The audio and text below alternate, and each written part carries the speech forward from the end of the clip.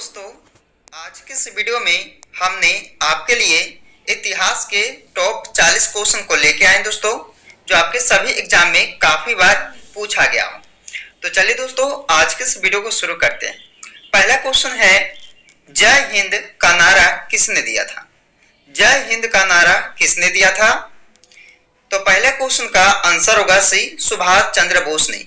सुभाष चंद्र बोस जी ने जय हिंद का नारा दिए थे। अगला क्वेश्चन है, किसने कहा था तुम मुझे खून दो मैं तुम्हें आजादी दूंगा?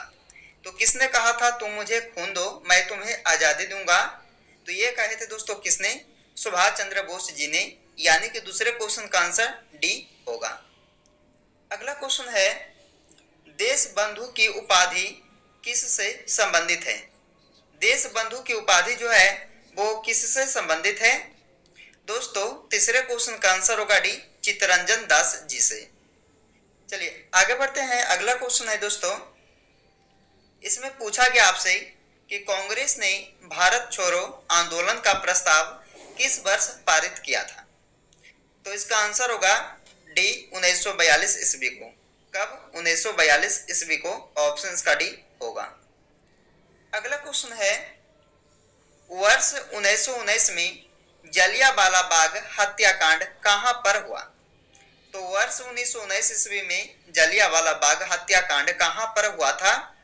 तो यह हुआ था दोस्तों अमृतसर में, यानी कि इसका आंसर ए होगा। अगला प्रश्न है, स्वतंत्र भारत के प्रथम गवर्नर जनरल कौन थे?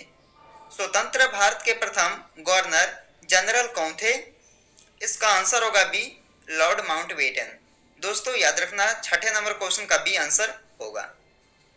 अगला क्वेश्चन है, काकोरी ट्रेन डकैती कांड के नायक कौन थे? यह भी क्वेश्चन को एग्जाम में पूछा जाता दोस्तों, याद रखना है। काकोरी ट्रेन डकैती कांड के नायक कौन थे? याद रखिएगा, राम प्रसाद बिस्मिल। आंसर इसका डी ऑप्शन होगा। आगे बढ़ते दोस्तों, 8 नंबर क्वेश्चन है, जलियांवाला बाग हत्याकांड, यानी दोस्तों जलियांवाला बाग में गोली चलाने का आदेश किसने दिया था? तो जलियांवाला बाग हत्याकांड में गोली चलाने का जो आदेश दिए थे किसने दिया था? चलिए बताइए, इसका आंसर क्या होगा? बी होगा, जनरल डायर। अगला क्वेश्चन है, सुभाष चंद्र बोस ने सिंगापुर में दिल्ली चलो का नारा दिया था। कब दिया था दोस्तों? तो बताइएगा, सुभाष चंद्र बोस ने सिंगापुर में दिल्ली चलो का नारा दिए थे 1943 ईस्वी में। याद रखना, यह भी क्वेश्चन एग्जाम में आता है। अगला क्वेश्चन है, महात्मा गांधी को सर्वप्रथम राष्ट्रपिता किसने कहा? तो किसने कहा था दोस्तों? यह महात्मा गांधी जी को सर्वप्रथम राष्ट्रपिता सुभाष चंद्र बोस ने। इसका आंसर भी होगा। आगे बढ़ते हैं। 11 नंबर क्वेश्चन है, भारतीय राष्ट्रीय कांग्रेस के सबसे अधिक समय तक अध्यक्ष कौन रहे थे? तो भारतीय राष्ट्रीय कांग्रेस के सबसे अधिक समय तक अध्यक्ष कौन बने रहे थे? अबुल कलाम आजाद। इसका आंसर ए होगा। अगला क्वेश्चन देखिएगा, महात्मा गांधी की हत्या कब हुई थी? महात्मा गांधी की हत्या कब हुई थी? 30 जनवरी 1948 ईस्वी को। 30 जनवरी 1948 ईस्वी को यह महात्मा गांधी जी की हत्या हुई थी। अगला क्वेश्चन है, कायदे आजम किसे कहा जाता है? मोस्ट इंपोर्टेंट क्वेश्चन है, कायदे आजम किसे कहा जाता है? बार बार ऐसे क्वेश्चनों को दोस्तों एग्जाम में रिपीट किया जाता है। तो कायदे आजम जो है ये मोहम्मद अली जिन्ना को कहा जाता है। इसका आंसर डी होगा। अगला क्वेश्चन है, साइमन कमीशन का भारत आगमन किस वर्ष में हुआ? तो साइमन कमीशन का भारत में आगमन जो हुआ था दोस्तों, कब हुआ था? चलिए 1928 में। आंसर याद रखना, बी ऑप्शन होगा। अगला क्वेश्चन आता है, महात्मा गांधी के राजनीतिक गुरु कौन थे? महात्मा गांधी के राजनीतिक गुरु कौन थे? आंसर होगा सी, गोपाल कृष्ण गोखले जी। गोपाल कृष्ण गोखले जो महात्मा गांधी के राजनीतिक गुरु कहलाते थे। अगला क्वेश्चन है, सारे जहां से अच्छा हिंदुस्तान हमारा के रचनाकार कौन है? तो सारे जहां से अच्छा हिंदुस्तान हमारा जो रचनाकार है कौन है दोस्तों? मोहम्मद इकबाल जी। याद रखना, इकबाल। आगे बढ़ते हैं। दीन बंधु के नाम से कौन विख्यात थे? दीनबंधु के नाम से कौन विख्यात थे? तो याद रखना CF एंड्रेज, यानी कि इस क्वेश्चन का डी आंसर होगा। इसे भी आप लोग याद रखिएगा। अगला क्वेश्चन है, गांधी जी ने किस कानून को काला कानून कहा था? गांधी जी ने किस कानून को काला कानून कहा था? तो रॉलेट एक्ट को। याद रखना 18 नंबर क्वेश्चन का बी आंसर होगा। अगला क्वेश्चन है, स्वराज पार्टी का स्थापना किस वर्ष की गई थी? स्वराज पार्टी की स्थापना जो है किया गया था 1923 ईस्वी को। कब? 1923 ईस्वी में यह स्वराज पार्टी की स्थापना जो है किया गया था। आगे बढ़ते हैं, चौरी चौरा नामक स्थल प्रसिद्ध स्थल कहाँ है? चौरी चौरा नामक प्रसिद्ध स्थल दोस्तों गोरखपुर में है, सभी को पता है। आंसर इसका ए आंसर होगा। आगे बढ़ते हैं, गांधी जी भारतीय राष्ट्रीय कांग्रेस के अध्यक्ष कितनी बार बने? तो ये गांधी जी जो है भारतीय राष्ट्रीय कांग्रेस के अध्यक्ष जो है एक बार बने थे, केवल एक बार, याद रखना है। अगला क्वेश्चन है, इंकलाब जिंदाबाद का नारा किसने दिया? इंकलाब जिंदाबाद का नारा किसने दिया था? भगत सिंह ने दिया था। इसका आंसर बी होगा।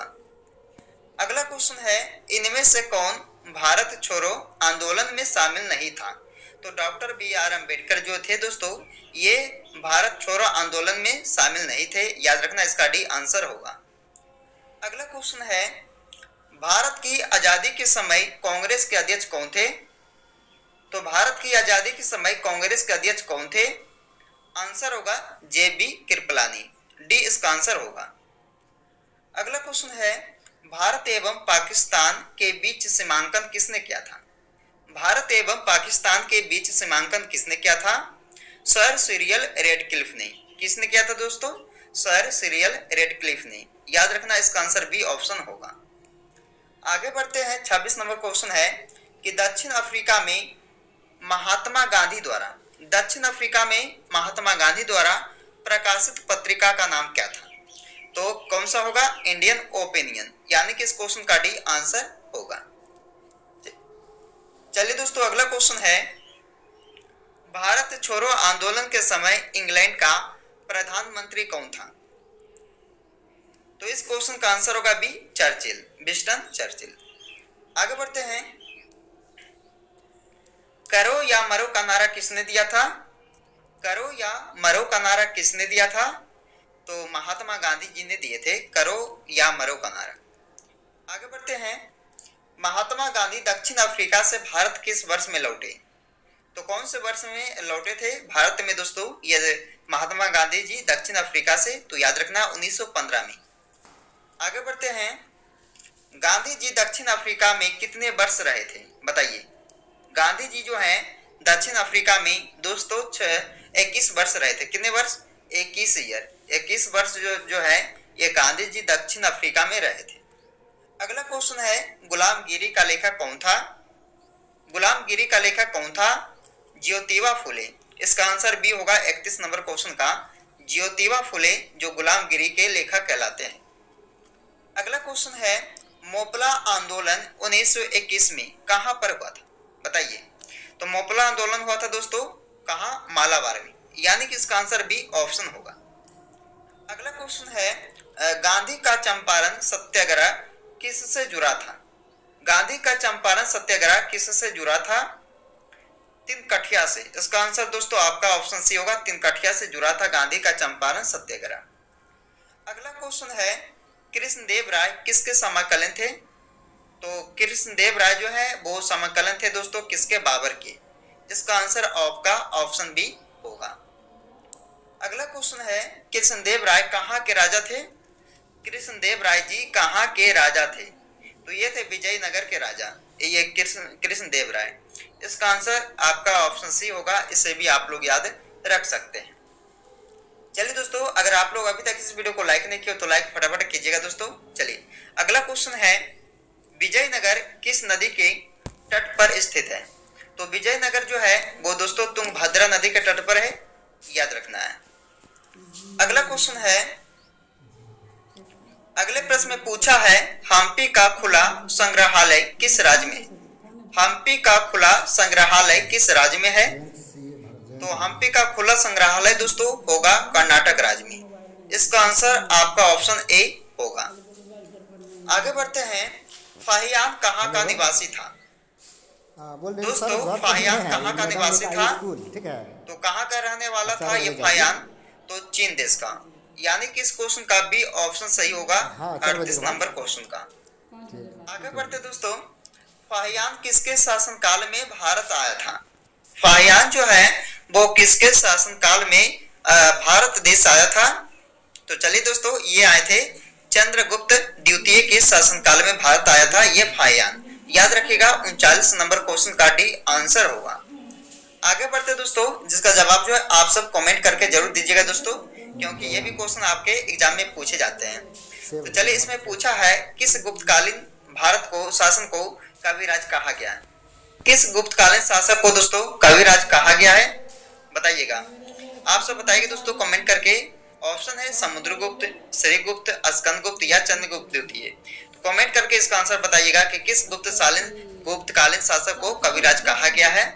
तो चलिए दोस्तों, आज के इस वीडियो में हमने आपके लिए टॉप 40 क्वेश्चन इतिहास यानी कि हिस्ट्री का जो करवाएं दोस्तों। तो आप लोग जो है इस वीडियो को पूरा देखिएगा, और वीडियो पसंद आए तो लाइक कीजिएगा, और आप लोग जरूर कमेंट करके बताइएगा दोस्तों कि ये वीडियो जो है कैसा लगा।